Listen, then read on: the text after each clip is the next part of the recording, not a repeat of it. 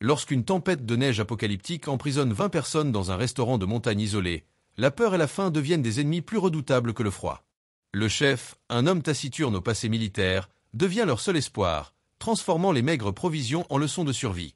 Mais lorsque tout semble perdu, il révèle un secret caché sous leurs pieds. Un garde-manger oublié de la guerre froide, une capsule temporelle qui détient la clé de leur salut. Si vous aimez les récits de survie et les secrets cachés, n'oubliez pas de laisser un like et de vous abonner.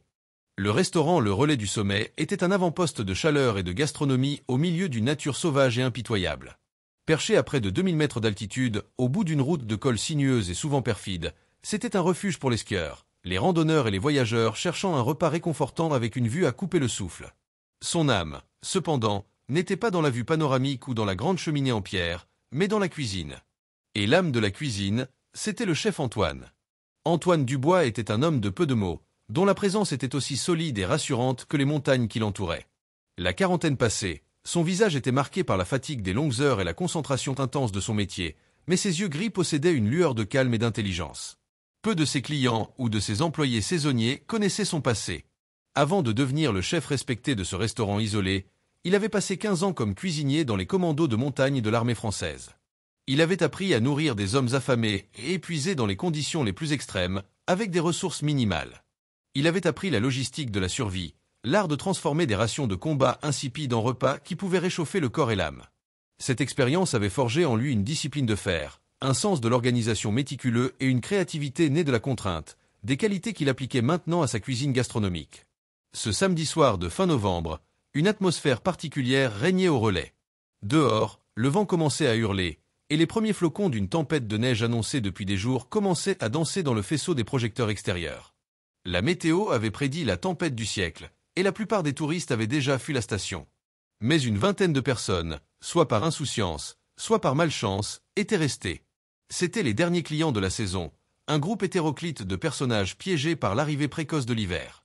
Il y avait une famille parisienne, un père, banquier d'affaires au téléphone portable greffé à l'oreille, une mère élégante et visiblement agacée, et leurs 2 jeunes enfants qui s'ennuyaient. Il y avait un jeune couple d'amoureux, venus pour un week-end romantique, inconscient du monde extérieur.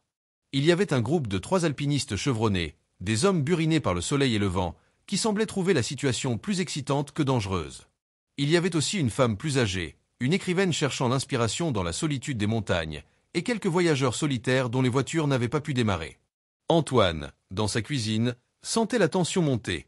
Il ne se fiait pas aux bulletins météorologiques optimistes qui parlaient d'une accalmie le lendemain matin. Il connaissait cette montagne. Il sentait dans l'air, dans la manière dont le vent s'engouffrait dans la cheminée, que cette tempête serait différente, plus longue, plus violente. Il donna ses instructions à sa petite équipe, 2 jeunes serveurs et un plongeur avec son calme habituel, mais avec une urgence sous-jacente. « Faites des portions généreuses ce soir, dit-il. Il faut que tout le monde soit bien nourri. Et ne jetez rien. Gardez toutes les restes. » Le service se déroula dans une ambiance surréaliste. À l'intérieur, la chaleur du feu, le bruit des verres qui trinquent, l'odeur réconfortante du bœuf bourguignon. À l'extérieur, la fureur blanche qui montait en puissance, les flocons de neige se transformant en un mur opaque qui effaçait le paysage. À la fin du service, la route du col était officiellement fermée. Les clients, d'abord contrariés, acceptèrent leur sort avec une résignation un peu amusée. Passer une nuit bloquée dans un restaurant de montagne avait un côté romanesque.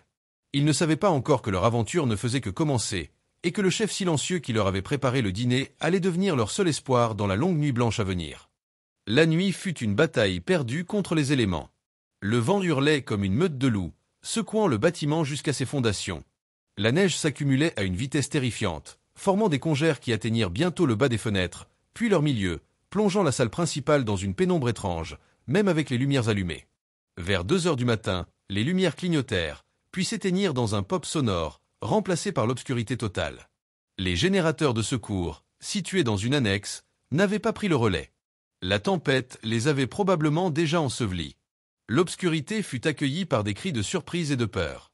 Antoine, qui n'avait pas dormi, réagit instantanément. Il se fraya un chemin à travers la salle, sa voix calme et autoritaire coupant à travers la panique naissante. « Que personne ne bouge. J'ai des lampes de poche. » Il revint quelques instants plus tard avec des lampes et des bougies, distribuant des sources de lumière et de réconfort. La lueur vacillante des flammes projetait des ombres dansantes sur les visages tendus des clients, créant une atmosphère de veillée funèbre. Le lendemain matin, la réalité de leur situation apparut dans toute sa brutalité. La tempête ne s'était pas calmée. Elle avait redoublé d'intensité. Le monde extérieur n'existait plus. Il n'y avait qu'un blanc infini et hurlant. Les fenêtres du rez-de-chaussée étaient complètement obstruées par un mur de neige compacte. Le bâtiment était un sous-marin échoué au fond d'un océan de neige. Ils étaient piégés. Enterrés. La prise de conscience fut brutale. L'ambiance de la veille, faite d'aventures et de romantisme improvisé, laissa place à une peur froide et tangible. Le banquier parisien, privé de son téléphone et de son lien avec le monde des affaires, commença à paniquer. « C'est inacceptable. Il faut appeler les secours. Vous avez bien une radio, une ligne satellite. » Antoine secoua la tête. La ligne téléphonique est coupée avec le courant. Et l'antenne satellite sur le toit est probablement sous 3 mètres de neige et de glace. Pour l'instant, nous sommes seuls. Le mot « seul » résonna dans le silence, lourd de sens. Le groupe de 20 personnes, des étrangers réunis par hasard, se regarda. Les masques sociaux commençaient à tomber. La peur est un révélateur puissant, et elle commençait à montrer les vrais visages.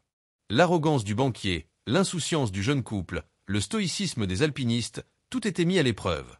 Antoine, lui, semblait être la seule encre de calme dans cette mer d'anxiété. Il réunit tout le monde dans la grande salle, près de la cheminée qu'il avait réussi à rallumer, la seule source de chaleur. « Écoutez-moi, dit-il, sa voix grave captant l'attention de tous. La situation est sérieuse, mais elle n'est pas désespérée. Ce bâtiment est solide. Nous avons un toit, nous avons de la chaleur. La chose la plus importante maintenant est de rester calme, de nous organiser et de conserver nos ressources. La panique est notre pire ennemi. » Il parlait avec l'autorité tranquille d'un homme habitué à commander dans des situations de crise. Son passé militaire, qu'il n'évoqua pas, transparaissait dans chaque mot, dans chaque geste. Il n'était plus seulement le chef. Il était devenu le commandant de leur petite forteresse assiégée. Sa première décision fut de nommer des responsables pour chaque tâche, le feu, l'eau, en faisant fondre la neige, le rationnement. Il créait de l'ordre à partir du chaos, une structure pour lutter contre le désespoir. Ils étaient devenus une communauté de naufragés, et leur prison blanche était leur île. La première tâche qu'Antoine s'imposa, une fois le semblant d'ordre rétabli, fut la plus cruciale, faire l'inventaire. Il savait par expérience que dans une situation de survie, la connaissance précise de ses ressources est la première et la plus importante des armes. Il ne s'agissait pas seulement de savoir ce qu'il y avait, mais de quantifier, de calculer, de planifier. Il se dirigea vers la grande chambre froide et la réserve, accompagné de l'un des alpinistes, un homme pragmatique nommé Pierre, qu'il avait jugé digne de confiance. Le faisceau de leur lampe de poche balaya les étagères. Pour un œil non averti, la réserve semblait bien garnie. Il y avait des sacs de farine, de sucre, des boîtes de conserve, des légumes racines dans des caisses, et la chambre froide contenait encore quelques pièces de viande et de poisson, congelées par le froid ambiant. Mais Antoine n'était pas un œil non averti. Il voyait au-delà de l'abondance apparente. Il voyait des quantités finies. Avec 23 bouches à nourrir, les 20 clients, plus lui-même et ses 2 jeunes employés, ses provisions, qui semblaient suffisantes pour des semaines de service normal, ne dureraient que quelques jours. Il commença un inventaire méticuleux, une opération quasi militaire. Il ne se contenta pas de compter les sacs. Il les pesa. Il compta chaque boîte de conserve, chaque œuf, chaque pomme de terre. Il nota tout sur un carnet, calculant les calories, les protéines, les glucides. Il était en train de créer un budget de survie. « Nous avons environ 150 000 calories au total, annonça-t-il à Pierre, son visage grave à la lueur de la lampe. Si nous nous limitons à 1000 calories par personne et par jour, ce qui est un régime de survie strict, nous avons assez de nourriture pour environ 6 jours. 7, si on se serre vraiment la ceinture. 6 jours. Le chiffre flotta dans l'air glacial de la réserve. La tempête, dehors, ne montrait aucun signe de faiblesse. Les secours ne viendraient probablement pas avant une semaine, peut-être plus. La marge de manœuvre était quasi inexistante. De retour dans la salle principale, Antoine annonça la nouvelle au groupe. Il ne cacha rien, ne minimisa pas la gravité de la situation. « Nous avons de la nourriture pour 6 jours, dit-il calmement. À partir de maintenant, la cuisine est sous mon contrôle exclusif. Il n'y aura que 2 repas par jour, un le matin, un le soir. Les portions seront petites, mais équilibrées. Il n'y aura aucune exception. » La règle, énoncée avec une fermeté sans appel, fut accueillie par un silence glacial, suivi d'une vague de protestations. Le banquier parisien, M. Delcourt, fut le premier à exploser. « C'est ridicule. Je suis un client, j'ai payé pour un service.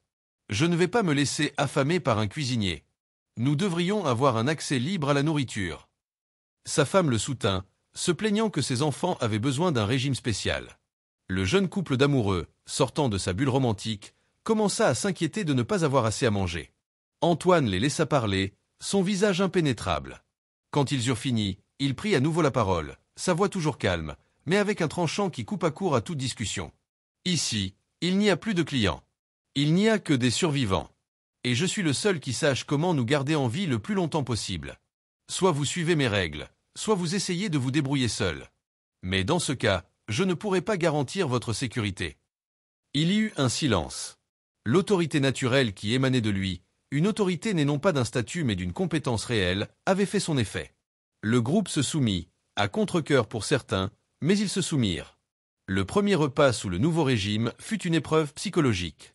Antoine servit une petite louche d'une soupe de légumes clairs, accompagnée d'un minuscule morceau de pain. C'était délicieux, mais terriblement insuffisant. Les regards affamés suivaient chaque geste d'Antoine, chaque portion qu'il distribuait. La nourriture, autrefois une source de plaisir et de convivialité, était devenue une source de tension, de jalousie et de peur. La première règle de la survie, la règle du rationnement, avait été établie. Mais Antoine savait que ce n'était que le début de la bataille. La véritable guerre serait contre la faim, et contre la part la plus sombre de la nature humaine qu'elle ne manquerait pas de réveiller. Les premiers jours de captivité s'installèrent dans une routine étrange et tendue. Le temps était rythmé par les deux seuls événements importants de la journée, le service du matin et le service du soir. Pour les clients piégés, ces repas étaient des moments d'attente fébrile et de satisfaction fugace. Mais pour Antoine, c'était un défi constant, une bataille quotidienne contre la pénurie. Il avait transformé sa cuisine en un laboratoire de survie. Chaque ingrédient était traité avec un respect quasi religieux. Rien, absolument rien, n'était jeté. Il était redevenu le cuisinier militaire qu'il avait été, appliquant les leçons apprises dans les montagnes afghanes ou les forêts de Guyane à sa cuisine autrefois gastronomique. Son premier défi fut le pain. Il ne lui restait que quelques sacs de farine de haute qualité. Au lieu de faire de grandes miches de pain blanc, il commença à y incorporer d'autres ingrédients pour en augmenter le volume et la valeur nutritive. Il utilisa la sciure de bois non traitée qu'il trouva dans la réserve, la faisant bouillir pour en ramollir les fibres. Il y ajouta des pommes de terre bouillies et écrasées. Le pain qui en résultait était dense, sombre, mais étonnamment savoureux et surtout très nourrissant. Les épluchures de pommes de terre et de carottes, qui auraient été autrefois jetées au compost, étaient maintenant un trésor. Il les faisait frire dans un peu d'huile jusqu'à ce qu'elles soient croustillantes, les assaisonnant avec du sel et des herbes séchées. Ces chips de la pauvreté étaient devenus une friandise attendue, un petit luxe qui remontait le moral. Il utilisa chaque partie des quelques poulets qu'il avait dans sa chambre froide. La viande fut rôtie et rationnée. Les os furent bouillis pendant des heures pour créer un bouillon riche et gélatineux qui servait de base à ses soupes. La graisse fut fondue et utilisée pour la cuisson. Même les abats furent transformés en une sorte de pâté rustique. Sa créativité était sans limite. Il inventait des plats avec les combinaisons d'ingrédients les plus improbables. Une conserve de maïs, une boîte de thon et quelques épices se transformaient en des galettes savoureuses. Des lentilles, du riz et des oignons devenaient un dalle réconfortant. Il utilisait les épices avec parcimonie mais avec une grande intelligence, non seulement pour le goût, mais aussi pour leurs propriétés psychologiques. Une pincée de piment pour réchauffer les corps et les esprits, un peu de cannelle pour évoquer des souvenirs de fête et de réconfort. Mais son rôle ne se limitait pas à la cuisine. Il avait compris que la nourriture était devenue le centre de la vie sociale et psychologique du groupe. Il utilisa les repas comme un outil pour maintenir l'ordre et le moral. Chaque repas était servi avec cérémonie. Il insistait pour que tout le monde mange ensemble, à la même table, à la lueur des bougies. Il présentait chaque plat comme il l'aurait fait dans son restaurant gastronomique, décrivant les ingrédients, expliquant ses choix. Il transformait un simple bol de soupe en un événement. Ces rituels étaient essentiels. Il donnait un semblant de normalité, de civilisation, à leur situation précaire. Ils empêchaient le groupe de sombrer dans l'apathie ou l'anarchie. Lentement, le groupe commença à changer. Les tensions initiales s'apaisèrent, remplacées par une sorte de solidarité née de l'épreuve commune. Le banquier Delcourt, privé de son statut et de son téléphone, apprit à couper du bois pour la cheminée. Sa femme aida à organiser les couchages. Le jeune couple d'amoureux s'occupa des enfants de la famille, leur racontant des histoires pour les distraire. Les alpinistes, avec leur expérience de la montagne, devinrent les lieutenants d'Antoine, l'aidant à gérer les tâches les plus physiques. Antoine restait le pilier central de cette petite communauté. Son calme, sa compétence et sa créativité étaient une source constante de réconfort. Il était devenu bien plus qu'un chef. Il était un leader, un psychologue, un magicien qui transformait la peur en espoir et la pénurie en festin. Mais il savait que ce fragile équilibre était menacé. Chaque jour, il voyait ses réserves diminuer. Le sac de farine se vidait, le nombre de boîtes de conserve diminuait. Il était engagé dans une course contre la montre. La tempête, dehors, ne montrait aucun signe de vouloir s'arrêter. Le 6e jour, la dernière pomme de terre fut épluchée. Le 7e jour, le dernier sac de riz fut ouvert. Le 8e jour, Antoine servit la dernière boîte de conserve de haricots. La pénurie n'était plus une menace lointaine, c'était une réalité froide et tangible. Le fragile équilibre qu'il avait si difficilement construit commença à se fissurer. La faim, la vraie faim, commença à ronger les corps et les esprits. Les visages devinrent plus tirés, les yeux plus cernés. L'énergie manquait. Les conversations, qui étaient devenues un peu plus animées, se firent rares, remplacées par un silence lourd et anxieux. Le froid semblait plus mordant, la nuit plus longue. Les petites tensions, qui avaient été mises de côté, refirent surface avec une violence accrue. Une dispute éclata entre le banquier Delcourt et Pierre, l'alpiniste, à propos d'un morceau de bois pour le feu. Delcourt accusa Pierre de garder les plus gros morceaux pour lui. La dispute faillit en venir aux mains avant qu'Antoine n'intervienne, sa voix calme mais ferme suffisant à peine à calmer les esprits. La peur de mourir de faim était devenue plus forte que la peur de la tempête. Le groupe commença à se fracturer. Des alliances se formèrent, des regards suspicieux furent échangés. On commença à murmurer contre Antoine. Sa discipline de fer, qui avait été une source de réconfort, était maintenant perçue comme une tyrannie. Il doit bien cacher de la nourriture quelque part, entendit l'un soir, une voix murmurant dans l'obscurité. Pour lui et ses favoris. L'accusation était injuste, absurde, mais elle était le reflet de la panique et de la méfiance qui s'emparait du groupe. Le point de rupture fut atteint le 9e jour. Il ne restait presque plus rien. Pour le repas du soir, Antoine prépara une soupe claire, faite avec les derniers os de poulet et quelques herbes séchées. Les portions étaient minuscules, à peine de quoi tapisser le fond des bols. Lorsqu'il servit Delcourt, le banquier regarda son bol avec dégoût, puis le jeta par terre dans un accès de rage. « C'est ça que vous nous donnez à manger ? De l'eau chaude. Vous vous moquez de nous. Je sais que vous cachez de la nourriture. Ouvrez cette réserve. » Il se leva et se dirigea d'un pas menaçant vers la cuisine, suivi par quelques autres clients en colère. Antoine se plaça devant la porte de la réserve, barrant le passage. Il n'était pas un homme grand ou imposant, mais une force tranquille émanait de lui. « Il n'y a plus rien, dit-il calmement. Vous pouvez vérifier vous-même. »« Menteur !» cria Delcourt, son visage rouge de fureur. Il essaya de pousser Antoine. C'est à ce moment que Pierre et les 2 autres alpinistes s'interposèrent, formant un mur de protection autour d'Antoine. La situation était explosive. Le groupe était au bord de l'implosion, de la violence. La civilisation, cette mince couche de vernis, était en train de craquer, révélant la bête affamée en dessous. C'est à cet instant de désespoir absolu, alors que tout semblait perdu, qu'Antoine sut qu'il était temps. Le temps de révéler son secret. Le secret qu'il gardait depuis des semaines, une dernière carte qu'il avait espéré ne jamais avoir à jouer. Il leva la main pour demander le silence. « Il y a peut-être une autre solution, dit-il, sa voix résonnant dans la salle tendue. Suivez-moi. » Antoine se tourna et entra dans la réserve, suivi par le groupe silencieux et méfiant. La pièce était froide, presque vide. Les étagères, autrefois chargées de provisions, étaient maintenant nues, témoins de leur situation désespérée. Le faisceau des lampes de poche balaya l'espace, ne révélant que quelques sacs de farine vides et des boîtes de conserve éventrées. « Vous voyez » lança Delcourt d'un ton triomphant et amer. « Il n'y a rien. Il nous a menti. » Antoine ne répondit pas.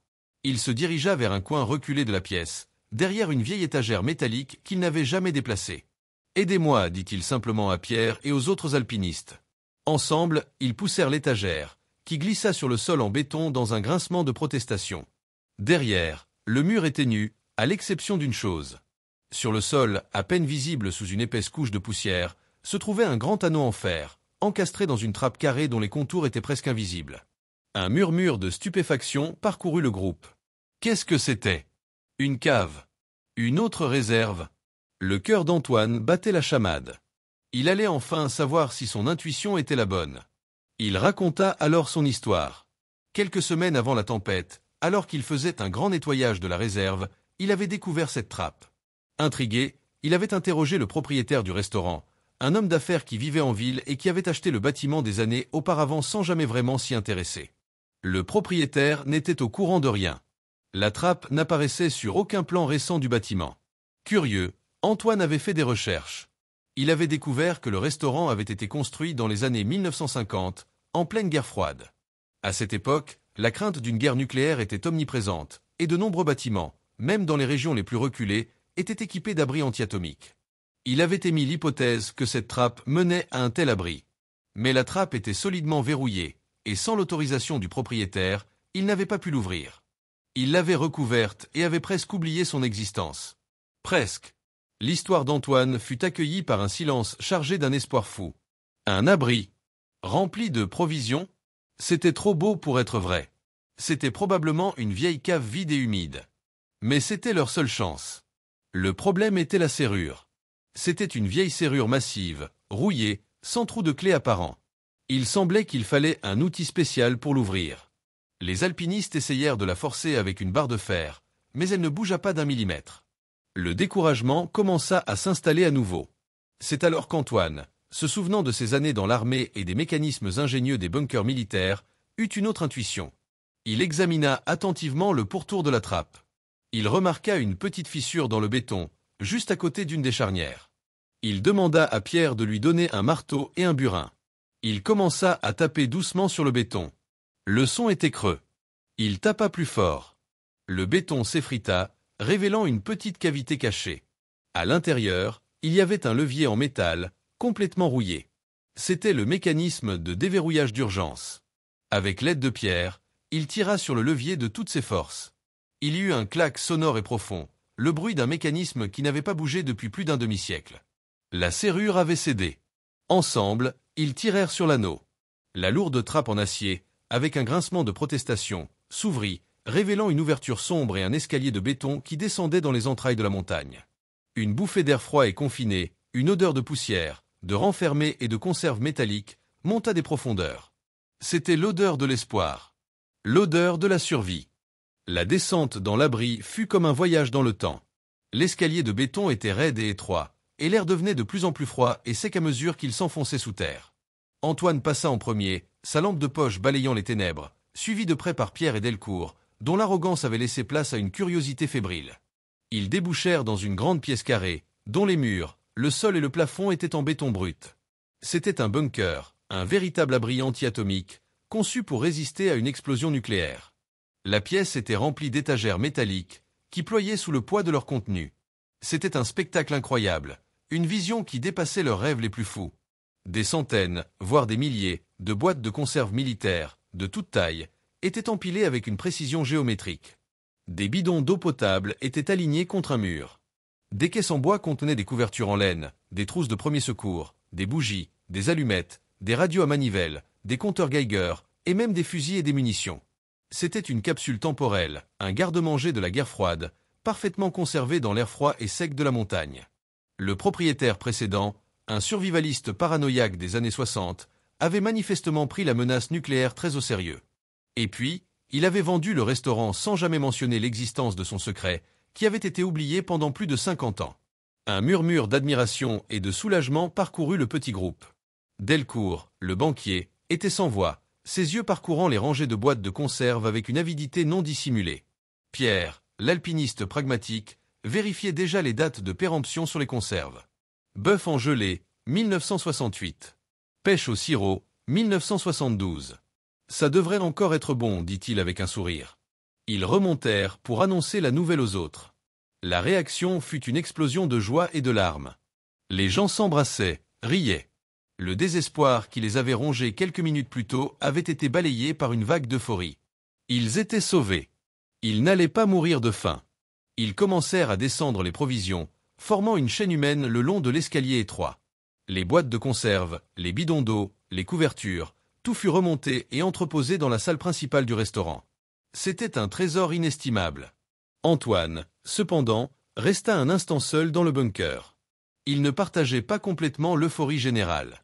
Il ressentait un profond sentiment de respect et de gratitude pour cet inconnu, ce survivaliste paranoïaque qui, en préparant sa propre survie face à une apocalypse imaginaire, avait, un demi-siècle plus tard, sauvé la vie de 23 personnes d'une catastrophe bien réelle. Il se sentait comme l'héritier d'une prévoyance oubliée. Il remarqua un petit bureau en métal dans un coin du bunker. Dessus, il y avait un carnet de notes. Il l'ouvrit. À l'intérieur, il y avait un inventaire détaillé des provisions, des instructions de survie, et sur la première page, une simple phrase écrite d'une main ferme. Que Dieu ait pitié de ceux qui devront utiliser ceci. Mais la fortune sourit aux audacieux et aux préparés. Antoine referma le carnet. L'homme avait raison. Il avait été préparé, et le destin leur avait souri. La découverte de l'abri changea radicalement l'atmosphère au sein du relais du sommet. La peur et la méfiance laissèrent place à un sentiment de communauté et de gratitude. Les rations militaires, bien que simples, étaient abondantes, et la certitude de ne plus manquer de nourriture libéra les esprits. Les tensions s'apaisèrent, et les gens commencèrent à travailler ensemble avec une nouvelle énergie. Ce soir-là, Antoine décida d'organiser un repas spécial. Ce ne serait pas un repas de rationnement, mais un festin. Un festin de la survie. Il passa l'après-midi dans la cuisine, non plus en train de calculer les calories, mais de créer. Il ouvrit les vieilles boîtes de conserve militaires avec une curiosité d'historien. Il y avait du cornet de bif, du porc en sauce, des haricots, des pommes de terre déshydratées, du café soluble et même des biscuits de soldats. Des ingrédients humbles, mais pour lui, c'était une palette de possibilités. Il utilisa ses compétences de chef et son expérience de cuisinier militaire pour transformer ses rations de combat en un repas mémorable. Il fit mijoter le cornet de bif avec des oignons et des herbes séchées de sa propre réserve pour en faire une sorte de hachis parmentier, recouvert d'une purée de pommes de terre déshydratées mais enrichi avec le dernier morceau de beurre qu'il avait gardé. Il mélangea plusieurs types de conserves de légumes pour créer une salade composée étonnamment fraîche. Il fit même un dessert, en émiettant les biscuits de soldats et en les mélangeant avec des pêches au sirop pour créer une sorte de crumble. L'odeur qui s'échappait de la cuisine emplit le restaurant, une odeur de fête, de réconfort, de normalité retrouvée. Lorsque le repas fut prêt, la grande table fut dressée avec les plus belles nappes et les plus belles assiettes que le restaurant possédait. Les bougies, trouvées en abondance dans l'abri, créaient une atmosphère chaleureuse et intime. Les 23 survivants s'assirent ensemble. Avant de commencer à manger, M. Delcourt, le banquier, se leva, un verre d'eau à la main. Son arrogance avait disparu, remplacée par une humilité sincère. « Je voudrais porter un toast, dit-il, sa voix tremblant d'émotion. À Antoine, qui, par son calme, sa compétence et sa sagesse, nous a tous sauvés. Nous vous devons la vie. » Tout le monde leva son verre, et un « à Antoine » retentit dans la salle. Antoine, gêné, hocha simplement la tête et leur fit signe de commencer à manger. Le repas fut joyeux. Les gens riaient, parlaient, partageaient leurs histoires. Ils n'étaient plus des étrangers piégés ensemble. Ils étaient une famille, une communauté forgée dans l'adversité. Ils avaient affronté le pire, et ils avaient survécu ensemble. Le lendemain matin, ils furent réveillés par un son nouveau. Un son lourd, mécanique, qui se rapprochait. Un grondement. Ils se précipitèrent vers les fenêtres, dégageant la neige pour pouvoir voir à l'extérieur. Ils le virent. Un énorme chasse-neige, une machine jaune et puissante, qui dégageait la route du col. La tempête était enfin terminée. Les secours arrivaient. Le retour à la civilisation fut une expérience étrange. Ils furent accueillis comme des miraculés. Leurs histoires firent la une des journaux. Mais pour les 23 survivants du relais du sommet, quelque chose avait changé pour toujours.